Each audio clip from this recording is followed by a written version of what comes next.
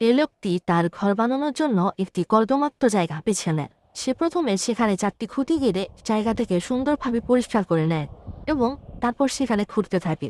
এরপর খোঁড়া হয়ে গেলে সে তার চারপাশে সুন্দরভাবে গুড়ি রোপণ করে দেয়। গাছগুলি গুড়ি লাগানো হয়ে গেলে সে তার উপর দিয়ে নতুন করে কাঠ দিয়ে দেয়। কাঠ দেওয়া হয়ে গেলে সে আরও কিছু কাঠ অ্যাড করে তার উপর একটি কাগজ বিছিয়ে দেয়। কাগজের উপর সে পাথর বিছিয়ে দেয়। পাথরের উপর সে আবার কাদা বিছিয়ে দেয়। এভাবে শেষ হলে সে গাছ খুঁড়তে থাকে এবং একটি দরজা বানিয়ে নেয়। সে গাছের মধ্যে তার ঘরটি বানাবে, এজন্য সে গাছের পেছন দিয়ে দরজা বানায় এবং সেখান দিয়ে সে বের হওয়ার জন্য দরজাটি রেডি করে। এরপর সে মাটির নিচ দিয়ে একটি পাইপ বিছিয়ে দেয় পানির জন্য।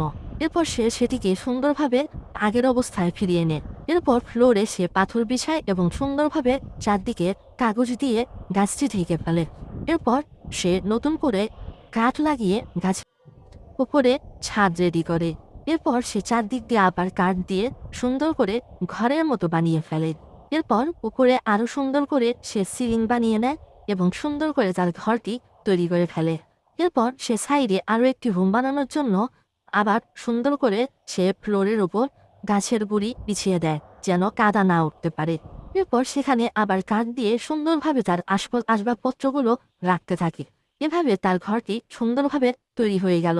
এরপর সে চাচ্ছে আরো একটি ঘর বানাতে, এজন্য সে আবার নতুন করে ঘরের নিচে ফ্লোরে সুন্দরভাবে প্লাস্টার করে নেয় এবং সেখানে সে কাগজ বিছিয়ে আগের মতোই তক্তা বিছিয়ে ঘরটি সম্পূর্ণ তৈরি করে ফেলে। এরপর সে নতুন করে আবার ঘরের চারদিক দিয়ে দেয়াল তৈরি করে। দেয়াল তৈরি করার পরে সে তার ঘরে নতুন করে সে শোয়ার জন্য চৌকি রেডি করে এবং আবার আসবাবপত্রগুলো রেডি করে।